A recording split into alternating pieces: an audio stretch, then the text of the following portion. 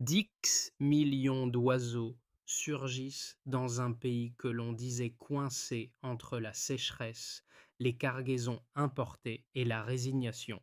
En quelques mois, des couvoirs montés sans financement extérieur se multiplient sur les pistes du Burkina Faso et font reculer la faim tout en réveillant les marchés locaux. Pourquoi cette expérience rurale devrait-elle vous importer alors qu'Ibrahim Traoré la présente comme le véritable test de liberté pour un pays coincé dans les flux alimentaires mondialisés? Et si ces oiseaux anonymes, comptés œuf après œuf, annonçaient un tournant que les Burkina Faso News n'ont pas encore vraiment mesuré?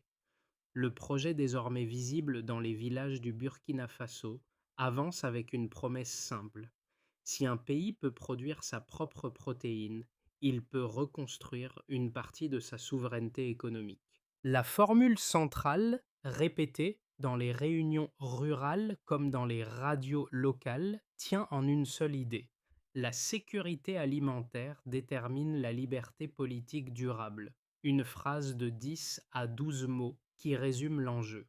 Dans un contexte où les cargaisons étrangères ont longtemps dicté le rythme des marchés, cette perspective redéfinit les priorités, car chaque œuf produit localement crée une marge d'autonomie nouvelle. Le risque demeure pourtant tangible. Un revers ramènerait immédiatement les villages vers les anciens circuits d'aide, interrompant l'élan naissant. Cette fragilité, loin de décourager les communautés, agit comme un révélateur. Elle montre à quel point la dépendance peut être réduite par des gestes minuscules mais réguliers. Et c'est ici que surgit un micro-hook discret. Si un modèle aussi modeste commence réellement à fonctionner, qu'adviendra-t-il lorsque des centaines de villages adopteraient la même mécanique? Le premier mini-reveal est apparu bien plus tôt que prévu. Plus de 600 couvoirs communautaires ont été construits en seulement 3 mois, presque tous sans financement extérieur. Cette accélération inattendue a pris de court même les partisans les plus optimistes, qui ne s'attendaient pas à voir un territoire longtemps dépendant produire soudain sa propre protéine. Autour de cette rupture, la situation initiale mérite pourtant d'être rappelée pour comprendre l'ampleur du basculement. Le Burkina Faso importait jusqu'à 70% de sa viande, les sécheresses successives épuisaient les sols, et les cargaisons étrangères demeuraient à la fois vitales et profondément incertaines. C'est dans ce contexte fragile qu'a émergé le programme Green Protein, porté publiquement par Ibrahim Traoré et présenté comme un pari simple: nourrir sa terre pour qu'elle nourrisse ceux qui la cultivent. Ce projet, d'abord perçu comme une initiative symbolique, a trouvé un écho inattendu dans les villages du Sahel, où les habitants ont vu dans les premiers couvoirs non pas une expérimentation de plus, mais une chance de reprendre la maîtrise d'un besoin vital. Les premières semaines ont confirmé cette intuition. Dans les plaines du Nord, les couvoirs de Dorikaya et d'Arbinda ont rapidement constitué des espaces vivants où femmes, hommes et enfants se partageaient les tâches quotidiennes: compter les œufs, réparer les filets, relâcher les pintades au lever du jour. La télévision nationale a commencé à diffuser des images de renaissance locale, contrastant avec des années de reportages centrés sur la crise. Marché improvisé, troc de pintade contre mille, travail échangé contre plume, une dynamique modeste mais régulière se formait. Et c'est dans ce mouvement que se referme la question posée au début: si chaque œuf produit localement réduit un fragment de dépendance, alors le lien entre subsistance et liberté cesse d'être théorique. L'autonomie, vue de près, n'est plus un slogan. Elle devient une variable que les villages peuvent véritablement ajuster, geste après geste. Au cœur de cette progression encore fragile, une figure locale a fini par devenir un repère narratif essentiel. Amina Senou, 28 ans, mère célibataire, première bénéficiaire identifiée du plan soutenu publiquement lors des annonces rurales. Son histoire, d'abord relayée par les radios communautaires puis reprise dans les marchés du Nord, a offert un ancrage humain à ce que les chiffres ne montraient qu'en partie. Avec 10 pintades fournies par une coopérative, elle a bâti en un an un petit élevage dépassant les 400 oiseaux, capable d'alimenter plusieurs villages voisins en œufs, viande et aliments séchés. Mais ce que les habitants retenaient le plus n'était pas la quantité, c'était la possibilité de transmettre une forme nouvelle d'indépendance, longtemps perçue comme inaccessible. Autour d'elle, d'autres micro-changements ont émergé. À la périphérie de Waiguya, de jeunes femmes se sont reconnues dans son parcours et ont formé de petits groupes d'agricultrices échangeant des œufs plutôt que des billets, transformant de simples interactions en réseaux d'entraide. Dans les écoles rurales, les enclos ont été intégrés aux activités pédagogiques. Les enfants comptaient les œufs pour apprendre les chiffres, entretenaient les filets, observaient les cycles de reproduction. Les marchés, eux, ont vu revenir des commerçants vendant graines, cages ou matériaux recyclés, signe d'un tissu économique qui recommençait à respirer.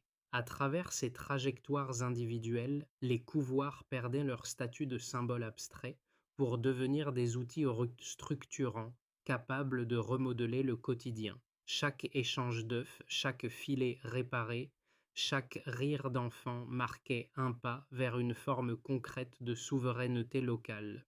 Autonomie réelle commence toujours par des gestes répétés.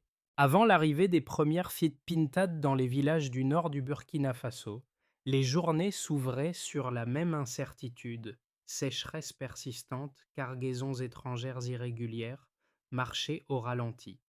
Après leur distribution, un basculement s'est produit presque immédiatement. Le déclencheur fut simple: quelques dizaines d'oiseaux confiés à des familles prêtes à tenter l'expérience. Aucune cérémonie, aucune caméra, seulement la poussière du Sahel et une idée encore fragile partagée entre voisins. Les enfants relâchaient des volées au vent brûlant. Les femmes comptaient les œufs. Les hommes ajustaient filets et clôtures. Ce rythme nouveau est devenu une manière d'habiter le quotidien. Dans les villages comme Dorikaya et Arbinda, les premiers enclos ont créé un mécanisme d'attention collective. Chaque tâche était simple mais alignée: nourrir, réparer, observer, relâcher. Ce travail modeste mais coordonné a généré un apprentissage commun. Les habitants notaient des variations, comparaient des cycles, partageaient de petites astuces. Ces détails élémentaires formaient la première mécanique du programme Green Protein, porté publiquement par Ibrahim Traoré. Une souveraineté qui se construit par addition de gestes minuscules. À ce stade, l'explosion des couvoirs. Le premier climax est arrivé très vite. En 3 mois, plus de 600 couvoirs communautaires étaient opérationnels, presque tous construits sans aide internationale. La vitesse a surpris tout le monde. Les partisans du projet ne s'attendaient pas à une telle expansion. Les critiques ne pouvaient plus l'ignorer. Cette fabrication en chaîne donnait une sensation de bascule. Les marchés ont recommencé à battre. On échangeait pintades contre mille, travail contre plume. Les émissions de la télévision nationale diffusaient des scènes de renaissance locale. Dans les villages, on commençait à croire que la dépendance n'était peut-être plus une fatalité. À ce stade, le choc écologique. Puis un second climax, presque inattendu. Les données du ministère de l'écologie montraient une baisse de 9% de dépendance alimentaire locale et une chute de 15% des pertes de bétail causées par les insectes. Les, les satellites révélaient des taches vertes fines au milieu des dunes. Les habitants y voyaient un signe. Les ingénieurs y voyaient un début de reforestation naturelle. Les fientes des pintades enrichissaient le sol. Elles retenaient l'humidité. Elles faisaient repousser les plantes locales. Le désert semblait respirer à nouveau. Après ces deux pics, une vague plus large s'est propagée.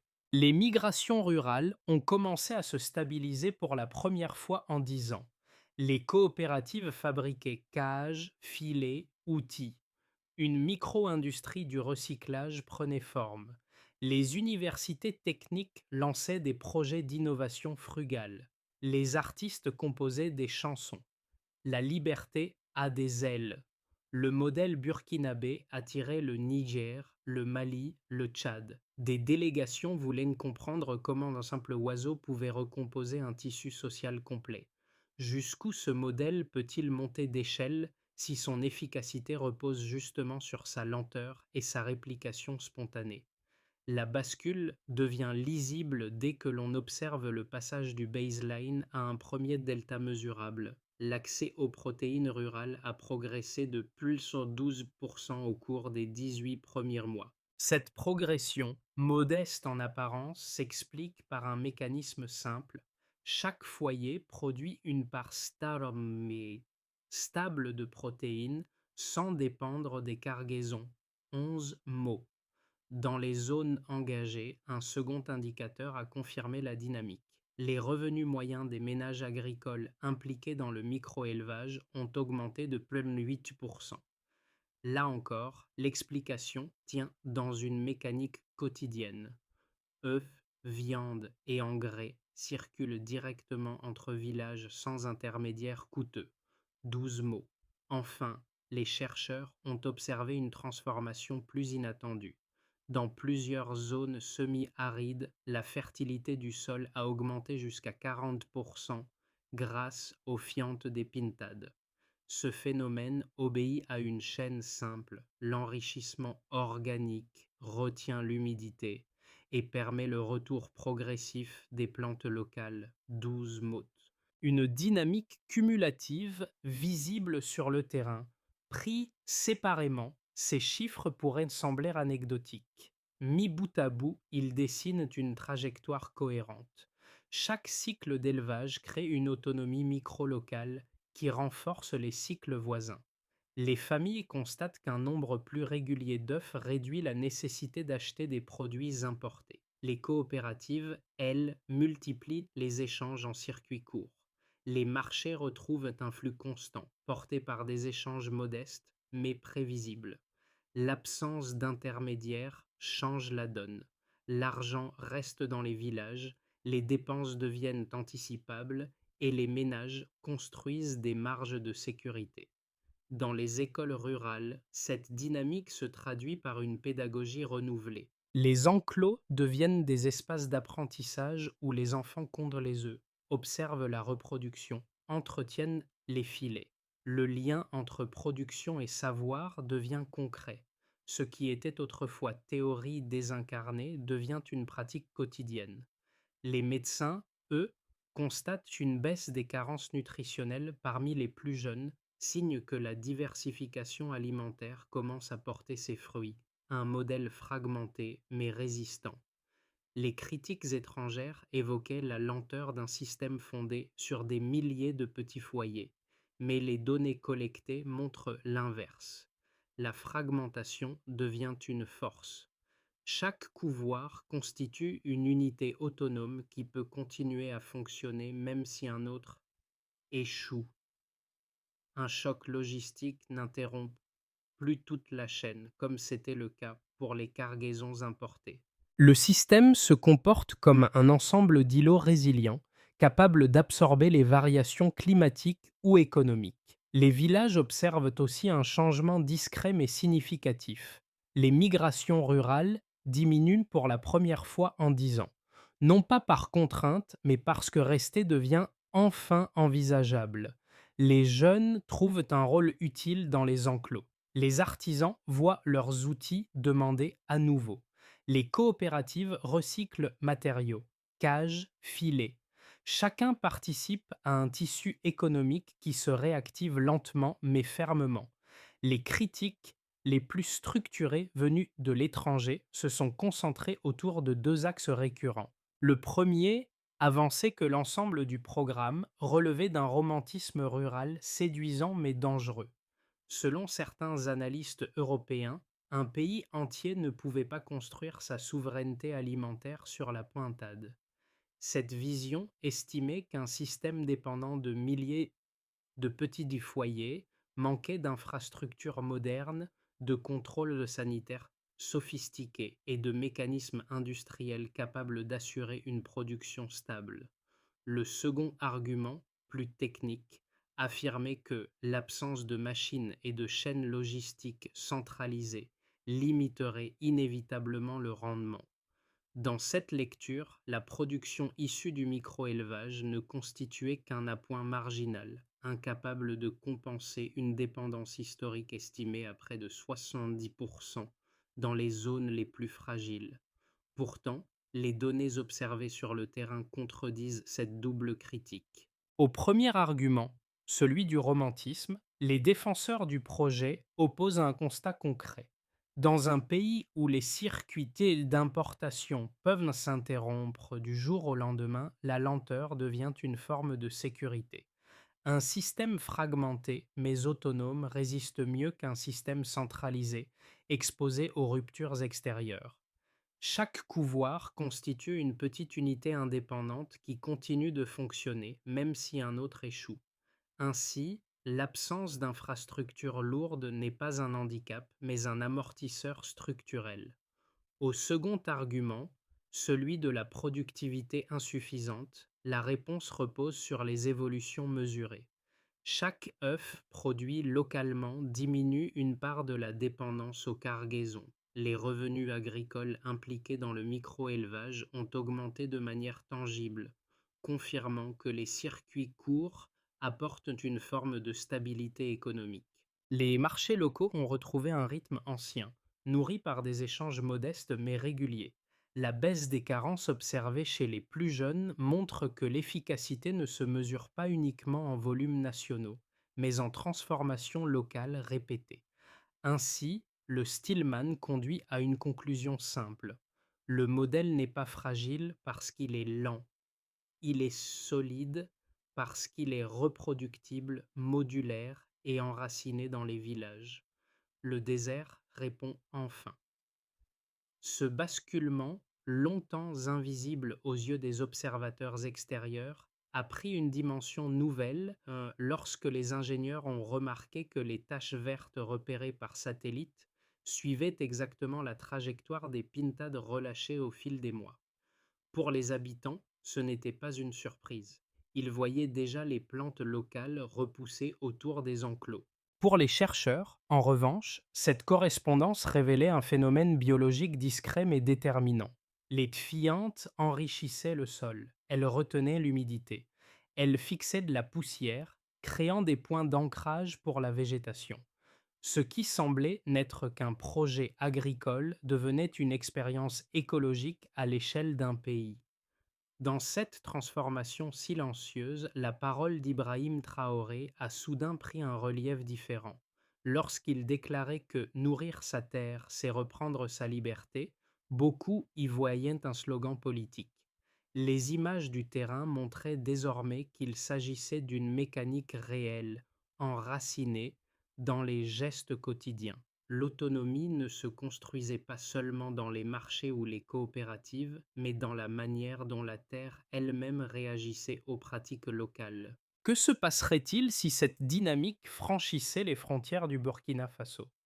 Les conséquences concrètes du programme se révèlent différemment selon les acteurs, mais toutes convergent vers une même trajectoire, une souveraineté qui se recompose foyer après foyer.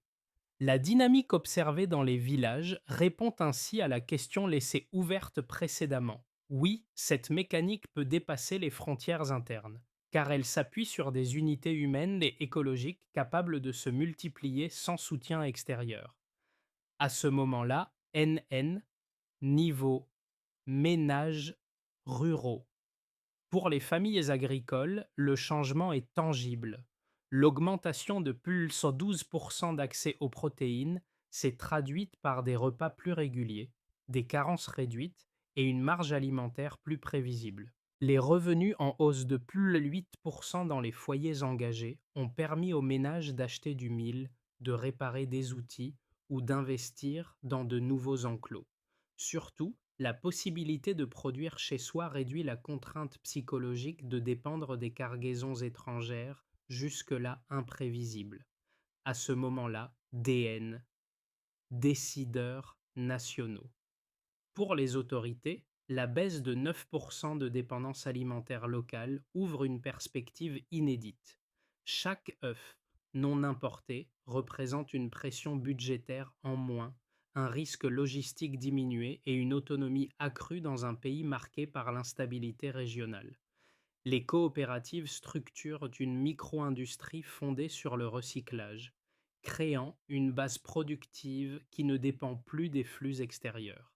La philosophie exprimée par Ibrahim Traoré, produire localement pour se libérer durablement, trouve ici une validation concrète. À ce moment-là, ND, Neighbors and Region Sahel. Le modèle burkinabé attire désormais l'attention du Niger, du Mali et du Tchad, qui envoient des délégations pour observer le fonctionnement des couvoirs communautaires. Les signes écologiques visibles par satellite, ces lignes vertes qui suivent le passage des pintades, intriguent tant qu'ils inspirent. Les premiers échanges techniques circulent déjà entre coopératives transfrontalières, portées par l'idée que des solutions lentes mais réplicables peuvent créer une stabilité régionale. Dans cette perspective, l'expérience du Burkina Faso devient un laboratoire africain de résilience. À ce moment-là, KV, le spectateur extérieur. Pour celui qui regarde de l'extérieur, cette histoire agit comme un miroir. Elle interroge notre rapport à la dépendance, à la vitesse et à la manière dont une communauté peut reconstruire une autonomie, mais sans infrastructure massive. La cohérence entre données, observations locales et transformation écologique montre qu'un modèle fragmenté peut pourtant produire un résultat robuste.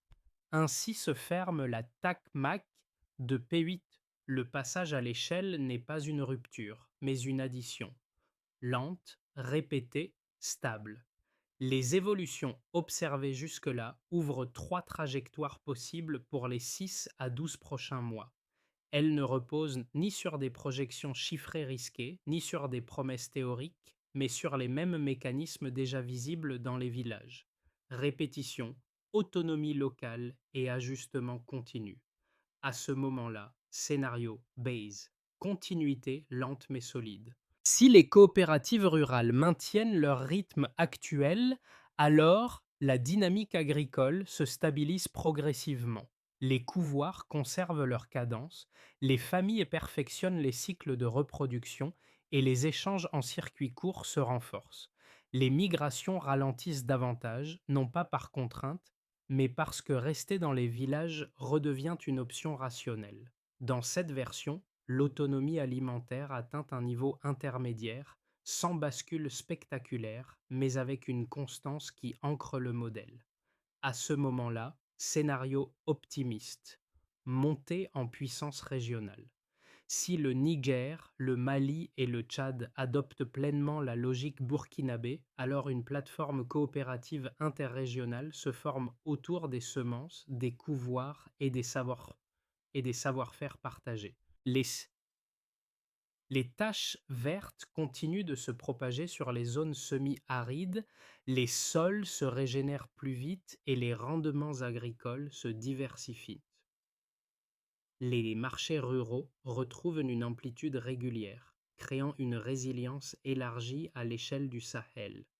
Dans cette hypothèse, le Burkina Faso devient une référence dans les politiques de transition écologique et sociale fondées sur la lenteur et la coopération. À ce moment-là, scénario worst, fragilité et retour partiel à la dépendance. Si des tensions politiques ou des sécheresses extrêmes se conjuguent à un manque de coordination locale, alors l'élan actuel se fragilise. Certaines zones retombent dans la dépendance aux cargaisons étrangères et les foyers les plus exposés revivent les incertitudes anciennes. Les coopératives peinent à absorber les chocs successifs et la dynamique écologique se ralentit. Même ainsi, le modèle ne disparaît pas. Il reste reproductible et prêt à renaître dès que les conditions le permettent. À ce stade, recommandation de pensée. Plutôt que de considérer la souveraineté comme un état, il faut la voir comme une pratique quotidienne. Si les villages ajustent leurs gestes, alors la stabilité devient un mouvement plutôt qu'un objectif figé. Pour un spectateur extérieur, le récit du Burkina Faso agit comme un miroir qui renvoie une question universelle. De quoi dépend réellement notre propre sécurité alimentaire? Et jusqu'où acceptons-nous d'externaliser des besoins essentiels à des chaînes logistiques fragiles? Les transformations observées dans les villages du Sahel montrent qu'un modèle lent, parcellaire et fondé sur des gestes familiers peut pourtant réorganiser un tissu social entier. Et cette leçon touche plusieurs cercles d'audience d'une manière différente. À ce moment-là, le public du Nord global, ceux qui vivent dans des sociétés ultra-industrialisées, voient dans ce récit une contre-proposition inattendue. Ici, le progrès ne vient pas d'une technologie spectaculaire, mais d'une répétition patiente. Il questionne notre vitesse, notre dépendance et notre rapport aux ressources essentielles. À ce moment-là, la diaspora africaine. Pour les millions de Burkinabés, Maliens ou Nigériens dispersés dans le monde, l'histoire des couvoirs résonne comme un rappel. La souveraineté peut naître d'initiatives modestes plutôt que de plans gigantesques. Elle redonne une fierté qu'on croyait lointaine et reconnecte la diaspora à des gestes ancrés dans la terre d'origine. À ce moment-là, les jeunes urbains africains. Pour ceux qui vivent à Ouagadougou, Bamako ou Niamey, le modèle montre qu'un avenir viable ne se limite pas aux grandes villes.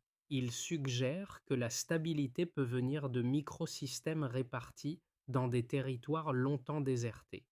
La feuille de route suivie dans les villages ne repose pas sur des ambitions abstraites, mais sur une mécanique claire articulée autour de 5 étapes, chacune conçue pour transformer une pratique locale en autonomie durable. Cette structure, défendue publiquement par Ibrahim Traoré, s'appuie sur une idée simple. Si l'on peut mesurer chaque geste, alors on peut l'ajuster sans dépendre d'un système extérieur. À ce moment-là, identification locale. Qui, quoi, quand. Mesure. Les communes sélectionnent 10 familles prêtes à accueillir un couvoir communautaire. Le critère central est la confiance, non la richesse. La sélection intervient à chaque cycle semestriel. Le niveau de cohésion sociale sert d'indicateur principal. À ce moment-là, formation and transmission. Qui, quoi, quand, mesure. Les vétérinaires ruraux forment les éleveurs au cycle, à l'hygiène et à la gestion coopérative. Les sessions, les sessions se déroulent dans les 2 premières semaines. Chaque apprentissage est inscrit dans un registre accessible. La mesure se fait par le nombre d'écarts corrigés. À ce moment-là, production and suivi. Qui, quoi, quand, mesure. Chaque famille débute avec 10 oiseaux. Le ratio observé est d'environ 100 œufs par an. Des inspecteurs communautaires effectuent un passage mensuel. La performance se mesure à la régularité des couvées. À ce moment-là, redistribution en croissance. Qui, quoi, quand, mesure. Une partie des nouveaux œufs est redistribuée aux familles voisines. Le système de l'œuf prêté garantit une expansion sans dette. La redistribution a lieu à la fin de chaque cycle. La mesure repose sur le nombre de nouveaux foyers intégrés. À ce moment-là, évaluation en adaptation. Qui, quoi, quand, mesure. Tous les 6 mois, les données sont envoyées aux coopératives nationales. Elles servent d'appui aux ajustements publics. L'indicateur central reste la progression semestrielle de l'autonomie protéique. À la tombée du jour, les pintades d'Amina Senou regagnent leurs abris improvisés, comme elles le faisaient au premier mois du programme. Leur gloussement grave se mêle aux dernières lueurs, rappelant que la transformation du Burkina Faso ne s'est jamais jouée dans les annonces officielles, mais dans ces gestes répétés, parfois anodins, qui finissent par modifier une trajectoire entière. Autour du feu, les familles racontent encore la première volée d'oiseaux relâchés sous le vent brûlant, celle qui avait brisé des années de silence et montré qu'un avenir pouvait être choisi plutôt que subi. Dans ces récits simples, une vérité prend forme. La souveraineté n'est pas un événement, mais une mémoire vivante qui se transmet. La phrase d'Ibrahim Traoré, répétée dans les villages comme un fil conducteur, n'a plus la tonalité d'un slogan. Elle ressemble davantage à un constat né du sol lui-même, un murmure que la terre renvoie à ceux qui la cultivent. Le désert respire différemment parce que des hommes et des femmes ont appris à faire confiance à leur propre rythme. Et au cœur de cette respiration nouvelle, une idée se cristallise. La dignité naît de gestes minuscules. Dans les villages du Sahel, l'histoire que vous venez de parcourir ne cherche pas à convaincre par la force. Elle propose simplement un autre regard, celui d'hommes et de femmes qui recomposent leur autonomie à partir de gestes modestes, répétés, parfois presque invisibles. Ce récit ne parle pas seulement de pointade ou de couvoirs. Il évoque une manière différente d'habiter un territoire, de construire un futur avec ce que l'on a sous la main, et de redonner du sens à la lenteur dans un monde qui valorise l'accélération. Si cette expérience vous interpelle, peut-être porte-t-elle quelque chose de plus large, une invitation à réfléchir à vos propres dépendances, à la manière dont vos communautés s'organisent ou aux gestes simples qui créent de la stabilité là où l'on n'attendait que de la fragilité. Vous pouvez partager vos impressions, raconter des initiatives similaires autour de vous ou poser vos questions pour prolonger la réflexion. Chaque échange contribue à éclairer un peu plus ce que peut devenir une souveraineté construite collectivement, sans bruit mais avec constance.